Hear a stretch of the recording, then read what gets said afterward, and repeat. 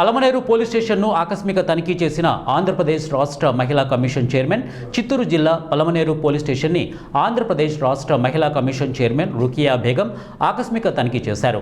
ఇక పలమనేరు పోలీస్ స్టేషన్లో నమోదైన బాలికల మిస్సింగ్ కేసు వివరాలు, బాలికలపైన జరిగిన POC, SO కేసుల గురించి వివరాలు తెలుసుకున్నారు. అన్ని కేసులకు సంబంధించిన వివరాలను పలమనేరు CI మురళీమోహన్ తెలియజేశారు. ఈ కార్యక్రమంలో CI మురళీమోహన్, SI లోకేష్ రెడ్డి, అలాగే SI స్వర్ణతేజ పాల్గొన్నారు.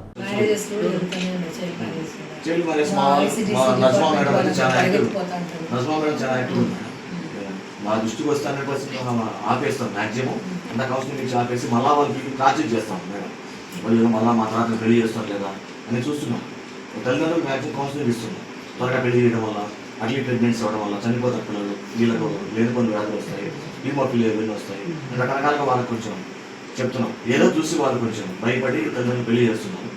ఎడ్యుకేషన్ అయిపోయిన తర్వాత పెళ్లి చేస్తే అమ్మాయి కనీసం అత్తమామతో సంసారం చేయగలుగుతుంది, ఫ్యామిలీ మేనేజ్ చేయగలుగుతారు. కౌన్సిలింగ్ ఇస్తా ఉన్నారు కానీ బట్ ఎక్కడో